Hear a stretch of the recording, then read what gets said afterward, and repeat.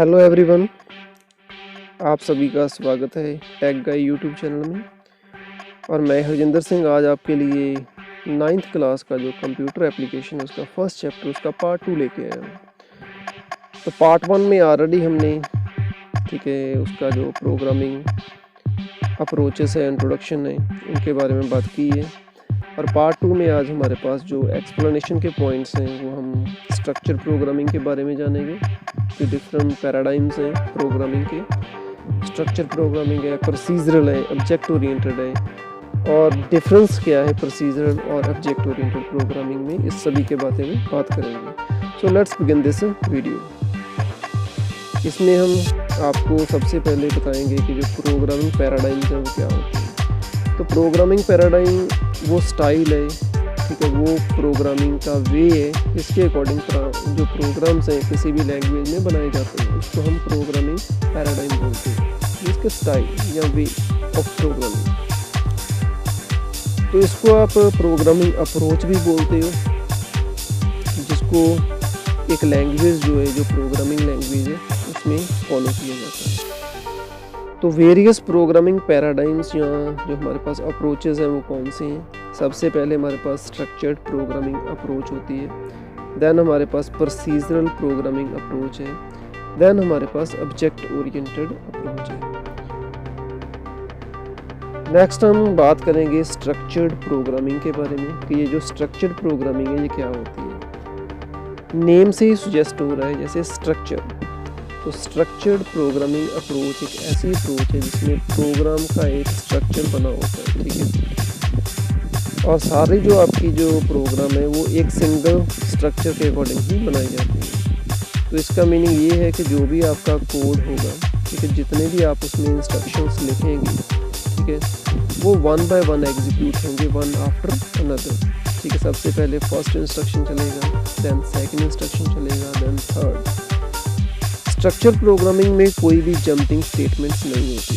Means कि अगर आपने जिस तरह से इंस्ट्रक्शंस लगाए हैं उनका जो एग्जीक्यूशन है वो सिक्वेंशियल ही रहेगा, ठीक है, वन आफ्टर अनदर। इसमें ऐसा नहीं है कि 1 के बाद अगर आप डायरेक्टली 5th इंस्ट्रक्शन चलाना चाहो तो वो पॉसिबल नहीं है, या 5th के बाद आप लास्ट वाला इंस्ट्रक्शन चलाना चाहो तो वो पॉसिबल नहीं है। जो इंस्ट्रक्शन है वो सिक्वेंशियली ही चलेंगे स्ट्रक्चर्ड प्रोग्रामिंग में।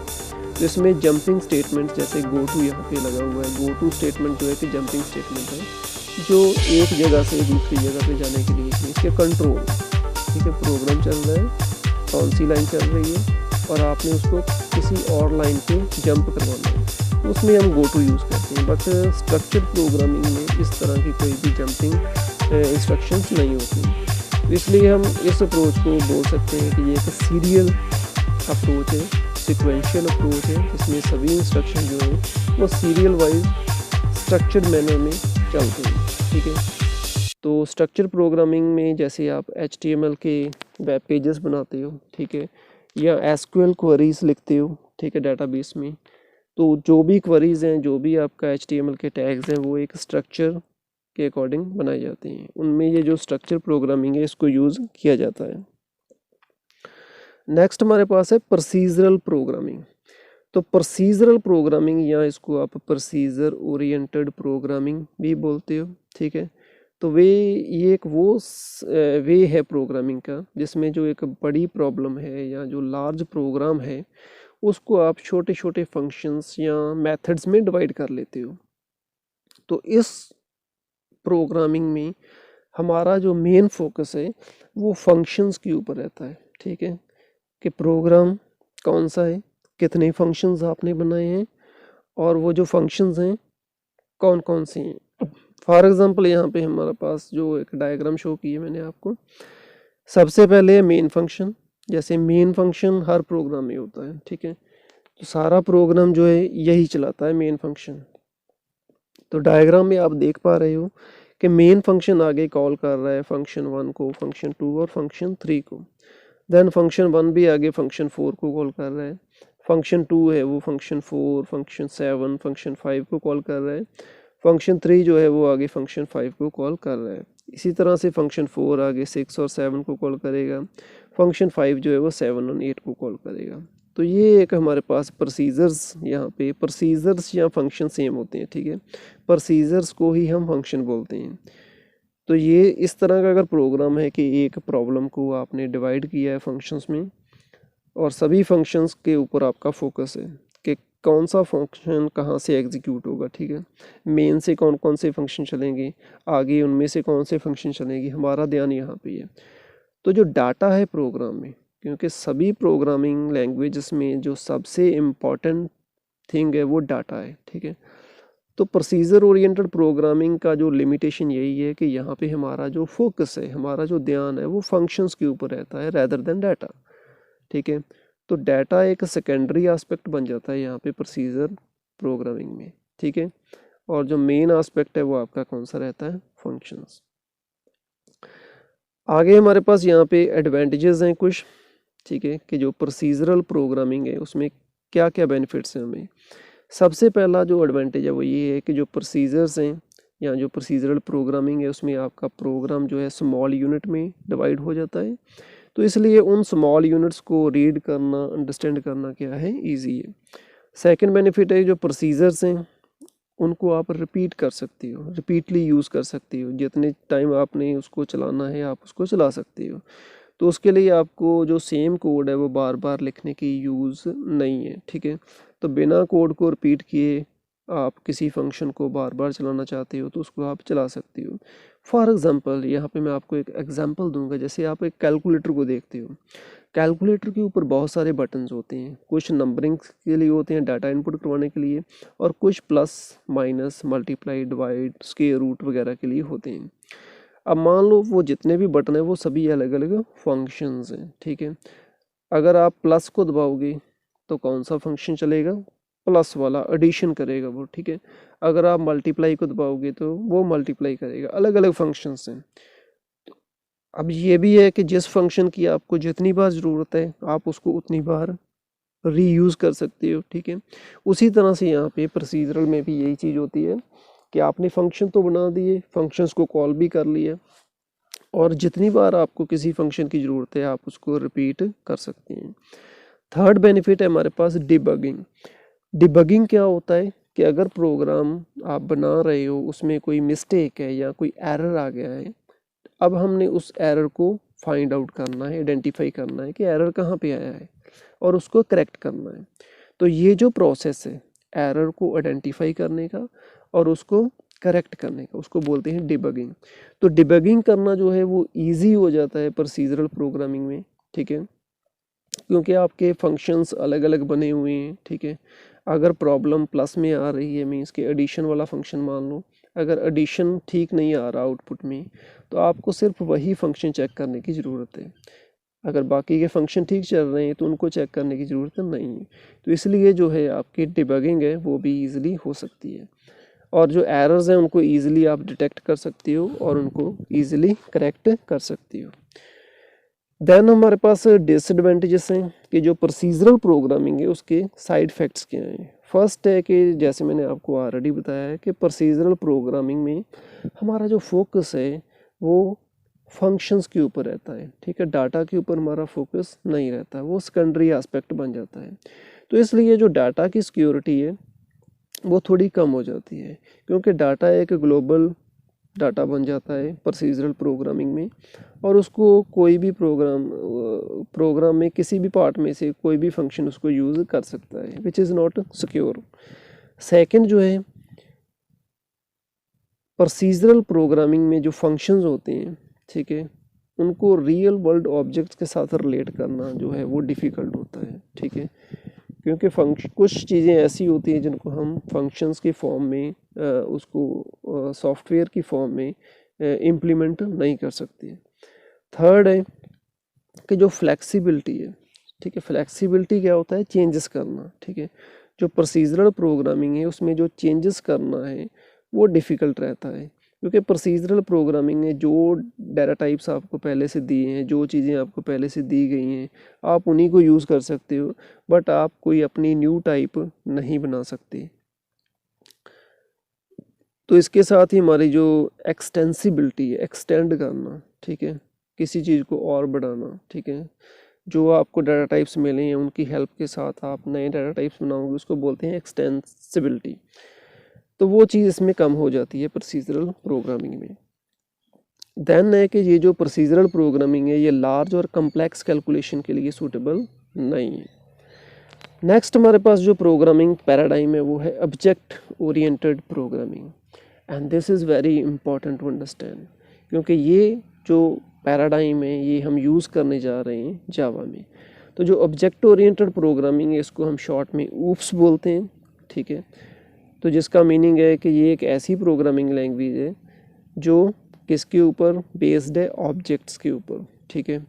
तो हमारा जो सारा सेंटर जो है, हम जो वेटेज देंगे वो किसको देंगे, ऑब्जेक्ट्स को। तो ऑब्जेक्ट ओरिएंटेड प्रोग्राम में हमारा जो एम यही रहता है कि हम जो रियल वर्ल्ड की एंटिटीज़ हैं, ठीक है, रियल वर्ल्ड में जितनी भी चीज़ें आप अपने आसपास देखते हो वो सभी क्या हैं, ऑब्जेक्ट्स हैं, ठीक है। तो रियल वर्ल्ड में जो भी ऑब्जेक्ट्स हैं, चाहे पेन है, कॉपी है, बुक है, स्टूडेंट है, टीचर है, एम्प्लॉय है, मोटरसाइकिल है, ट्रक है, कार है, ऑल दीज आर ऑब्जेक्ट्स। आप इन चीज़ों को सॉफ्टवेयर में इम्प्लीमेंट कर सकते हो, ठीक है। जैसे रियल वर्ल्ड में इनहेरिटेंस होती है, ठीक है। इनहेरिटेंस क्या होता है ये हम नेक्स्ट डिस्कस करेंगे, बट अभी मैं शॉर्ट में आपको बता रहा हूँ। जैसे पेरेंट्स हैं, ठीक है, पेरेंट्स के जो क्वालिटीज़ हैं, जैसे आपके ग्रैंड पेरेंट्स हैं उनके जो क्वालिटीज़ हैं आपके पेरेंट्स में होंगे, जो आपके पेरेंट्स के नेचर है या क्वालिटी है वो आगे चिल्ड्रंस में नेचुरली आपको मिलेगी।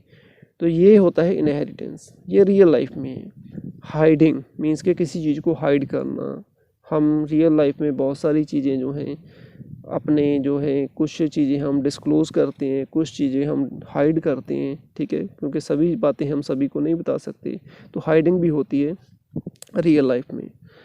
पॉलीमॉर्फिज्म, पॉली का मतलब होता है ज़्यादा, एक से ज़्यादा, ठीक है, और मॉर्फ का मतलब होता है काइंड्स या टाइप्स, ठीक है। जब किसी चीज़ की एक से ज़्यादा टाइप्स हों तो उसको बोलते हैं पॉलीमॉर्फिज्म। तो ये जो रियल वर्ल्ड के कॉन्सेप्ट्स हैं, इनहेरिटेंस, हाइडिंग, पॉलीमॉर्फिज्म, ये भी हम सॉफ्टवेयर में यूज़ कर सकते हैं with the help of object oriented programming. अब हमारा जो मेन जो एम है वो ऑब्जेक्ट ओरिएंटेड में क्या है कि हमने यहाँ पे प्रोग्राम के अंदर क्या बनाना है, ऑब्जेक्ट, ठीक है। प्रोसीजर ओरिएंटेड प्रोग्रामिंग जो हमने प्रीवियस पढ़ा था उसमें हमारा जो फोकस है वो प्रोसीजर्स के ऊपर रहता था, फंक्शंस के ऊपर रहता था।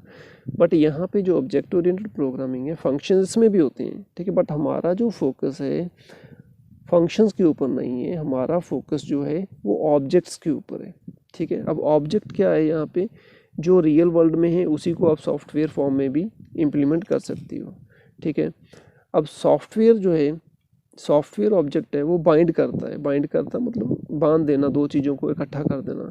किसको बाइंड करता है, डाटा और फंक्शंस को, ठीक है। तो जो डाटा है और जो उसके ऊपर फंक्शंस हैं जो उस डाटा के ऊपर ऑपरेट करेंगे वो सभी बाइंड होते हैं एक ही ऑब्जेक्ट में, ठीक है। इसका बेनिफिट ये होगा आपको कि कोई भी दूसरा फंक्शन, ठीक है, या किसी दूसरी क्लास का फंक्शन इस क्लास के जो डाटा है उसको डायरेक्टली एक्सेस नहीं कर पाएगा। तो इस तरह से आपका जो डाटा है वो यहाँ पे सिक्योर हो जाता है ऑब्जेक्ट ओरिएंटेड प्रोग्रामिंग में। तो यहाँ पे मैं एक आपको डायग्राम शो कर रहा हूँ, ये ऑब्जेक्ट ओरिएंटेड प्रोग्रामिंग का डायग्राम है। यहाँ पे मैंने 3 ऑब्जेक्ट मान लो, सॉफ्टवेयर ऑब्जेक्ट हैं ये, ठीक है। पहला ऑब्जेक्ट, उसके अंदर भी आप 2 चीज़ें देख रहे हो, डाटा और फंक्शंस, ठीक है, और इन दोनों को बाइंड किया गया है एक ही यूनिट के अंदर, ठीक है। डाटा और फंक्शन एक यूनिट के अंदर बाइंड है तो इसको हम ऑब्जेक्ट बोलेंगे। दूसरा फंक्शन है यहाँ पे, उसके अंदर भी डाटा और फंक्शंस हैं, ठीक है, जो एक यूनिट के अंदर बाइंड किए गए हैं। थर्ड यहाँ पे ऑब्जेक्ट है, उसके अंदर भी फंक्शंस और डाटा लगा हुआ है और वो भी एक यूनिट में बाइंड है। और ये जो तीनों ऑब्जेक्ट हैं वो कम्युनिकेट कर सकते हैं एक दूसरे के साथ, मीन्स कि इन्फॉर्मेशन जो है वो शेयर कर सकते हैं एक दूसरे के साथ। अब डाटा सभी में है, ठीक है, और डाटा सभी में अपना अपना सिक्योर है। और अगर इन्फॉर्मेशन शेयर करनी है तो इन्फॉर्मेशन किसके थ्रू शेयर होगी, फंक्शंस के थ्रू, ठीक है, कि हर ऑब्जेक्ट में उस डाटा के ऊपर जो फंक्शंस ऑपरेट कर रहे हैं, ठीक है, वो फंक्शन की हेल्प के साथ जो ऑब्जेक्ट्स हैं वो इन्फॉर्मेशन को शेयर कर सकते हैं। So this is the programming which is called object oriented programming. क्योंकि यहाँ पे हमारा जो ध्यान है, आपको नेम से पता चल रहा है, ऑब्जेक्ट ओरिएंटेड, ठीक है। हमारा जो ध्यान है वो किसके ऊपर है, ऑब्जेक्ट के ऊपर, ठीक है। तो ऑब्जेक्ट ओरिएंटेड में हम जो सेंटर्ड है, जो सेंटर्ड वेटेज देते हैं वो किसको देते हैं, ऑब्जेक्ट को देते हैं। नेक्स्ट हम इसकी कैरेक्टरिस्टिक्स देखेंगे कि जो ऑब्जेक्ट ओरिएंटेड प्रोग्रामिंग है उसके क्या क्या कैरेक्टरिस्टिक्स हैं। सबसे पहला ये है कि हमारा जो एम्फसिस है, हमारा जो ध्यान है वो कहाँ पे रहता है, डाटा के ऊपर, प्रोसीजर्स के ऊपर नहीं रहता, डाटा के ऊपर रहता है। सेकंड ये है कि प्रोग्राम आप किस में डिवाइड करते हो, ऑब्जेक्ट्स में, ठीक है। अब दूसरा जो था प्रोसीजर ओरिएंटेड, उसमें जो प्रोग्राम है वो डिवाइड होते थे फंक्शंस में, बट यहाँ पे जो प्रोग्राम है वो किस में डिवाइड होते हैं, ऑब्जेक्ट्स में। थर्ड ये है कि जो मेथड्स हैं, ठीक है, जो डाटा के ऊपर ऑपरेट करते हैं, ठीक है, तो जो ऑब्जेक्ट है वहाँ पे, ठीक है, उसको टाई किया जाता है फंक्शंस और डाटा के साथ, ठीक है। तो जो भी मेथड्स हैं that operate on data of the object are tied together along with data. तो मेथड्स और डाटा, जैसे आपने प्रीवियस डायग्राम में देखा था कि जितने भी ऑब्जेक्ट थे उनके अंदर दो चीज़ें थी, एक डाटा था और एक फंक्शंस था। तो फंक्शंस या मेथड्स और जो डाटा है उसको टाई किया जाता है एक ऑब्जेक्ट में। नेक्स्ट है डाटा इज़ हिडन, कि जो ऑब्जेक्ट ओरिएंटेड प्रोग्रामिंग है उसमें जो डाटा है वो हिडन रहता है, ठीक है। मीन्स के वो एक्सटर्नल मेथड्स जो हैं उनको डायरेक्टली एक्सेस नहीं कर सकते, यूज़ नहीं कर सकते।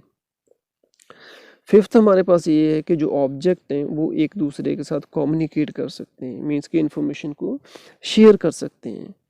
अब शेयर किसके साथ करेंगे, मैंने आपको ऑलरेडी बताया है, मेथड्स के साथ, ठीक है। Objects they can share the data with the help of methods, and the last is addition of new data and methods can be done very easily।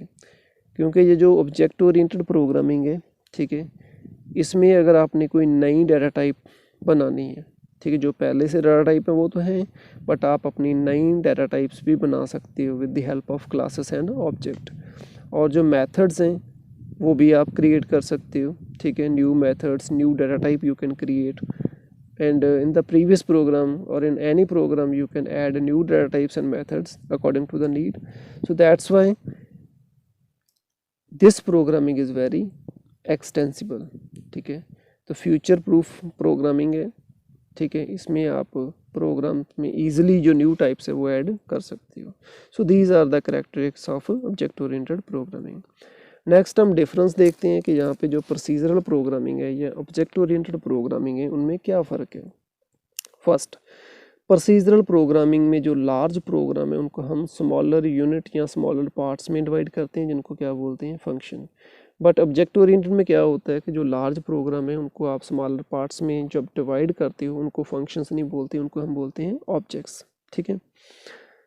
Second point है कि जो प्रोसीजरल प्रोग्रामिंग है उसमें हमारा जो फोकस है, हमारा जो एम्फसिस है वो फंक्शंस के ऊपर रहता है, बट ऑब्जेक्ट ओरिएंटेड में हमारा जो फोकस है वो डाटा के ऊपर रहता है। थर्ड है कि most of the function they share global data in procedural programming. तो जो आपका जितना भी डाटा है वो ऑलरेडी ग्लोबली होता है, सभी फंक्शन उसी डाटा को यूज़ करते हैं, तो इसलिए उसके डाटा के ऊपर कोई ज़्यादा सिक्योरिटी नहीं होती। बट ऑब्जेक्ट ओरिएंटेड में क्या होता है कि जो फंक्शंस हैं, ठीक है, वो टाई हुए होते हैं ऑब्जेक्ट्स और डाटा के साथ। तो जो फंक्शंस हैं, ठीक है, जिस ऑब्जेक्ट के, वो अपने ही ऑब्जेक्ट के डाटा को एक्सेस कर सकते हैं। नेक्स्ट है कि कोई भी फंक्शन जो है जो डाटा को एक्सेस भी कर सकता है प्रोसीजरल में और उसको ट्रांसफॉर्म भी कर सकता है। ट्रांसफॉर्म का मतलब है चेंज करना, ठीक है, मीन्स के रीड भी कर सकता है, राइट भी कर सकता है प्रोसीजरल प्रोग्रामिंग में। बट ये चीज़ ऑब्जेक्ट ओरिएंटेड में इतनी आसानी से पॉसिबल नहीं है, क्योंकि जो फंक्शन है वो सिर्फ अपने डाटा को, ठीक है, जो उस क्लास के मेंबर हैं उन्हीं फंक्शन को ये परमिशन है कि वो उस क्लास के डाटा को एक्सेस कर सकते हैं। अगर मान लो किसी दूसरी क्लास का ऑब्जेक्ट है, ठीक है, तो वो किसी सेकंड क्लास के ऑब्जेक्ट को मॉडिफाई नहीं कर सकता। नेक्स्ट है कि functions are unable to represent real world entity. Yes, procedural में जो है, क्योंकि हमारा प्रोसीजर ओरिएंटेड है उसमें हम प्रोसीजर्स ही बनाते हैं, बट प्रोसीजर्स जो हैं रियल लाइफ के जो ऑब्जेक्ट हैं, ठीक है, जैसे पेन, कॉपी, बुक एक्सेट्रा, इनको सॉफ्टवेयर में इतने अच्छे तरीके से रिप्रेजेंट नहीं कर सकते। बट ऑब्जेक्ट ओरिएंटेड में आप जो रियल लाइफ एंटिटीज़ हैं ठीक उनको easily in the form of software object represent कर सकते हो। Then last point, procedural programming में हम एक और मेथड या अप्रोच यूज़ करते हैं और वो अप्रोच है टॉप डाउन। तो जो प्रोसीजरल प्रोग्रामिंग है उसमें जो अप्रोच फॉलो होती है वो कौन सी होती है, टॉप टू डाउन। अब टॉप डाउन का मीनिंग क्या है, टॉप डाउन का मीनिंग ये है कि प्रोसीजरल प्रोग्रामिंग में सबसे पहले मेन मेथड्स को ठीक है डिफाइन किया जाता है और उसके बाद जो जिनकी इम्पोर्टेंस कम है वो सभी मेथड्स बनाए जाते हैं।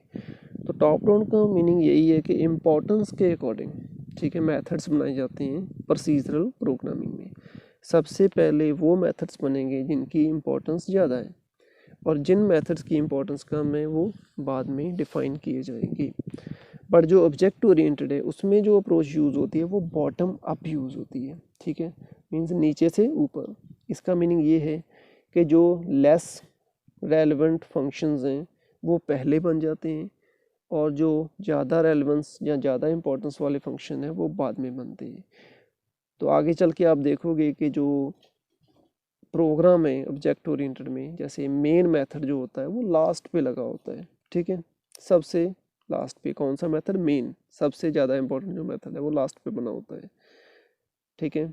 बट जो प्रोसीजरल प्रोग्रामिंग है उसमें मेन मेथड पहले होता है ठीक है। तो यही फ़र्क है कि जो प्रोसीजरल में टॉप डाउन अप्रोच यूज़ होती है और जो ऑब्जेक्ट ओरिएंटेड है उसमें बॉटम अप अप्रोच यूज़ होती है। तो आज की वीडियो में बस इतना ही है। Thanks for watching this video and don't forget to subscribe my channel and like and share this video with others. Thanks.